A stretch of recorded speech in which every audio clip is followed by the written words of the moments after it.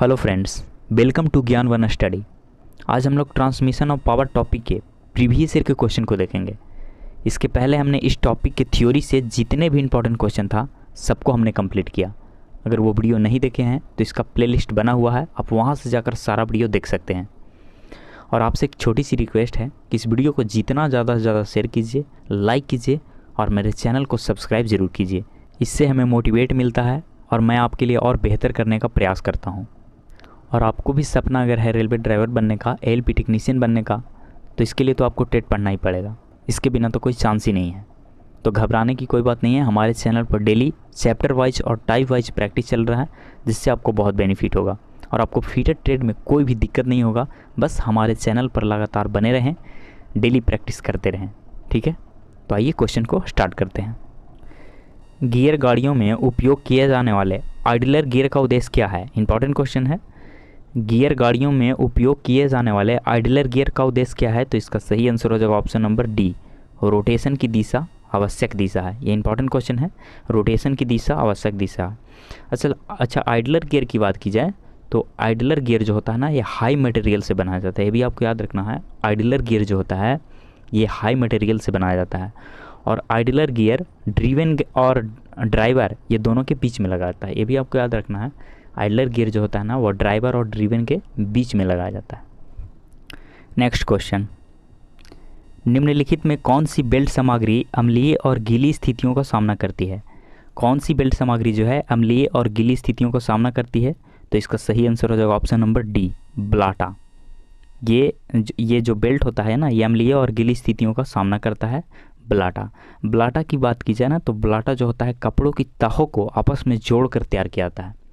ये आपको याद रखना है। ब्लाटा जो होता है वो कपड़ों की तहों को आपस में जोड़कर तैयार किया जाता है और ये लगभग 3 से 10 तहों को जोड़कर ये तैयार किया जाता है। ये आपको याद रखना है।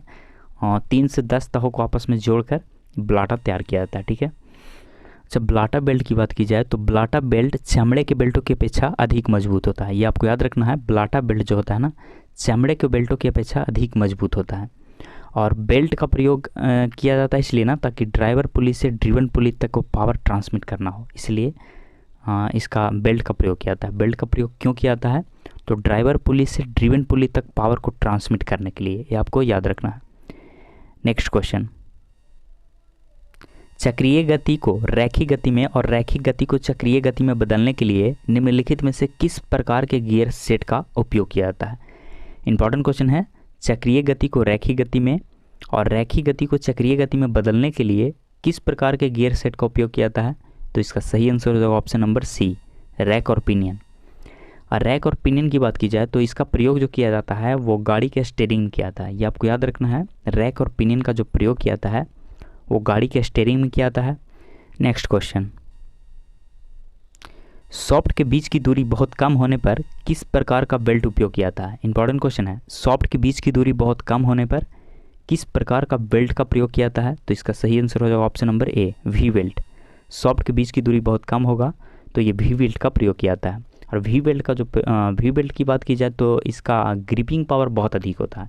हमने पहले भी बताया था कि वी बेल्ट का ग्रिपिंग पावर बहुत अधिक होता है और वी बेल्ट कम स्थान घेरता है, इसीलिए इसका जीवन काल बहुत लंबा होता है। ये आपको याद रखना है। वी बेल्ट जो होता है वो बहुत कम स्थान घेरता है और इसीलिए इसका जीवन काल लंबा होता है, ठीक है। और वी बेल्ट का जो क्रॉस सेक्शन होता है वो लगभग ट्रिपीजियम होता है। ये भी आपको याद रखना है। वी बेल्ट का क्रॉस सेक्शन होता है वो लगभग ट्रिपीजियम के जैसा होता है। नेक्स्ट क्वेश्चन, निम्नलिखित में से किसका उपयोग शक्ति संचारित करने के लिए दो सॉफ्टों को एक साथ जोड़ने के लिए नहीं किया जाता है? इंपॉर्टेंट क्वेश्चन है। निम्नलिखित में से किसका उपयोग शक्ति संचारित करने के लिए दो सॉफ्ट को एक साथ जोड़ने के लिए नहीं किया जाता है? तो इसका राइट आंसर हो जाएगा option number C, ball bearing. और बॉल बेयरिंग की बात की जाए तो वो बॉल बेयरिंग का प्रयोग वहाँ करते हैं हम लोग जहाँ पे घर्षण अधिक होता है। ये आपको याद रखना है। बॉल बेयरिंग का प्रयोग कहाँ करते हैं? तो बॉल बेयरिंग का प्रयोग वहाँ किया जाता है जहाँ पे घर्षण बहुत अधिक हो।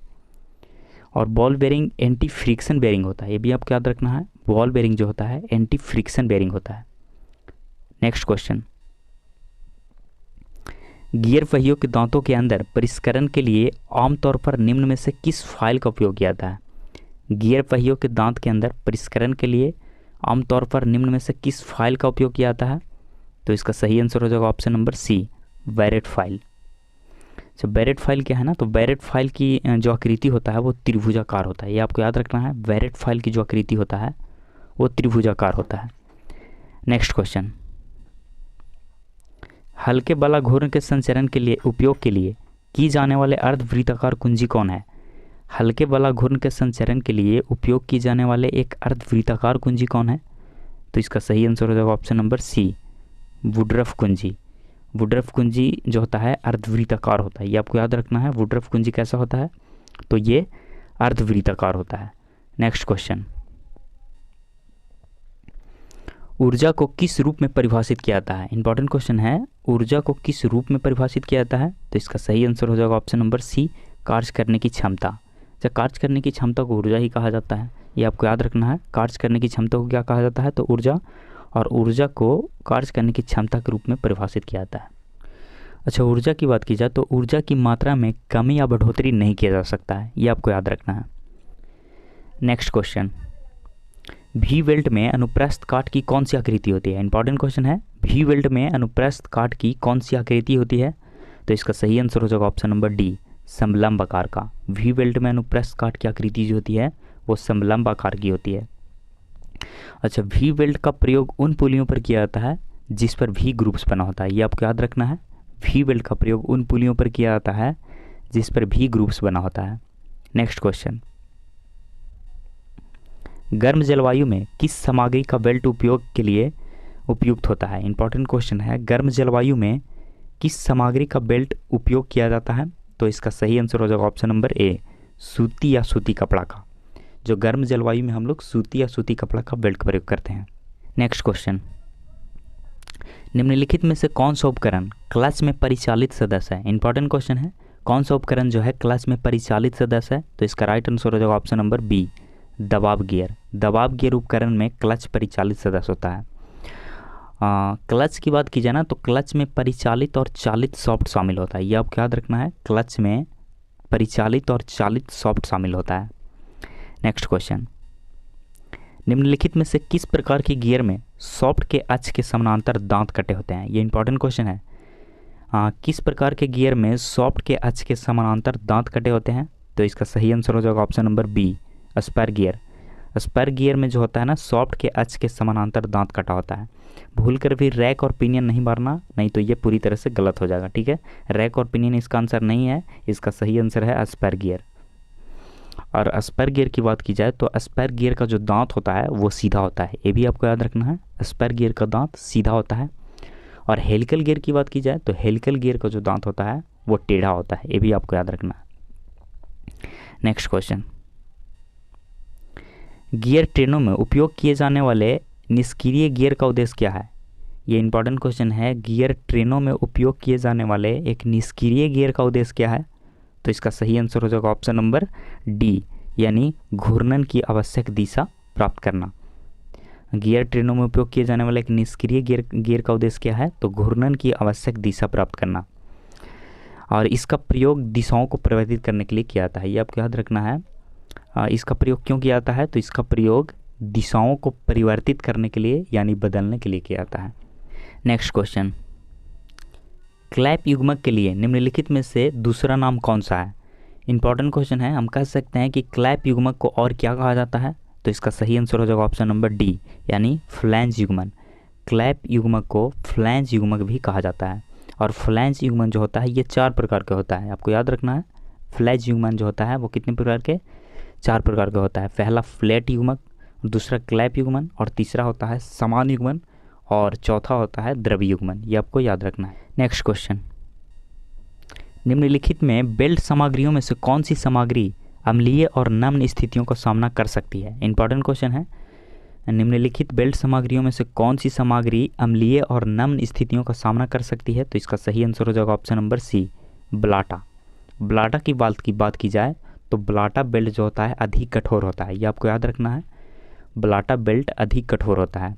और ब्लाटा बेल्ट बनाने में चमड़ा का प्रयोग किया जाता है, यानी लेदर का, और ब्लाटा का और रबड़ का प्रयोग किया जाता है, ये आपको याद रखना है। बेल्ट बनाने में चमड़ा, रबड़ और ब्लाटा का प्रयोग किया जाता है। अच्छा, चमड़ा बेल्ट का प्रयोग क्यों किया जाता है? आपको पता है चमड़ा बेल्ट का प्रयोग इसलिए किया जाता है ताकि घर्षण के द्वारा आसानी से नहीं खिंच सकता है, इसीलिए चमड़ा बेल्ट का प्रयोग किया जाता है। जहाँ पे घर्षण होता है ना उसके द्वारा आसानी से वो नहीं खिंचता है, इसीलिए चमड़ा बेल्ट का प्रयोग किया जाता है। और बलाटा रबड़ की बात की जाए तो रबड़ बेल्ट का प्रयोग इसलिए किया जाता है ताकि वो हल्का खिंचाव के साथ उच्च प्रत्यास्था वाला होता है, इसीलिए रबड़ बेल्ट का प्रयोग किया जाता है।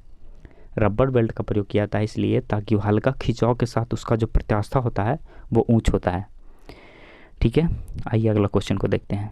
अनंत पिच सर्किल त्रिज्या वाले बेलनाकार गियर के साथ फिट किए गए छोटे गियर को क्या कहा जाता है? इंपॉर्टेंट क्वेश्चन है। अनंत पिच सर्किल त्रिज्या वाले बेलनाकार गियर के साथ फिट किए गए छोटे गियर को क्या कहा जाता है? तो इसका सही आंसर हो जाएगा ऑप्शन नंबर डी, रैक और पिनियन। अच्छा, रैक और पिनियन की बात की जाए तो रैक और पिनियन गियर की मदद से ही रोटरी मोशन को लीनियर मोशन में बदला जाता है, ये आपको याद रखना है। और रैक और पिनियन का जो प्रयोग किया जाता है वो गाड़ी के स्टीयरिंग में किया जाता है, ये भी आपको याद रखना है। गाड़ी के स्टीयरिंग में रैक और पिनियन का प्रयोग किया जाता है। अच्छा, एक और बात, रैक और पिनियन गियर की मदद से ही गाड़ी को हम लोग दाएं या बाएं मोड़ते हैं, ये भी आपको याद रखना है। रैक और पिनियन की मदद से ही हम लोग गाड़ी को दाएं या बाएं मोड़ते हैं, इंपॉर्टेंट क्वेश्चन है। गाड़ी के दाएं या बाएं किसकी मदद से? तो रैक और पिनियन की मदद से ही मोड़ते हैं। नेक्स्ट क्वेश्चन, निम्नलिखित में से कौन सा युग्मन यानी कपलिंग निम्न गति पर उच्च शक्ति संचरण के लिए बेहतर है? इंपॉर्टेंट क्वेश्चन है। निम्न में से कौन सा युग्मन यानी कपलिंग निम्न गति पर उच्च शक्ति संचरण के लिए बेहतर होता है? तो इसका सही आंसर हो जाएगा option number B, flange coupling. Next question, निम्नलिखित में से किस युग्मन यानी कपलिंग का उपयोग वस्त्र उद्योग से संबंधित मशीनों में किया जाता है? इंपॉर्टेंट क्वेश्चन है। निम्नलिखित में से किस युग्मन का उपयोग वस्त्र उद्योग से संबंधित मशीनों में किया जाता है? तो इसका सही आंसर हो जाएगा option number A, clap coupling. Clap coupling जो होता है ना, ये वस्त्र उद्योग में से संबंधित मशीनों में इसका उपयोग किया जाता है। और दो पैरेलल सॉफ्ट को जोड़ने के लिए कपलिंग का प्रयोग किया जाता है, ये भी आपको याद रखना है। कपलिंग का प्रयोग किस लिए किया जाता है? तो दो सॉफ्ट को जोड़ने के लिए कपलिंग का प्रयोग किया जाता है।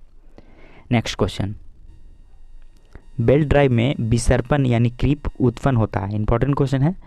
बेल्ट ड्राइव में विसर्पण उत्पन्न होता है, तो इसका सही आंसर हो जाएगा ऑप्शन नंबर डी, बेल्ट के कसे हुए और ढीले हिस्सों में असमान तनाव की वजह से, ये आपको याद रखना है। अच्छा, बेल्ट जो होता है ना वो दो प्रकार के होता है, ये भी आपको याद रखना है। बेल्ट कितने प्रकार का होता है? तो दो प्रकार के, एक होता है ओपन बेल्ट ड्राइव और एक होता है क्रॉस बेल्ट ड्राइव, ये आपको याद रखना है। ओपन बेल्ट ड्राइव की बात की जाए तो ओपन बेल्ट ड्राइव जो होता है ना वो इस प्रकार का होता है, इस पे मान लिया जाए तो बेल्ट लगा दिया जाता है।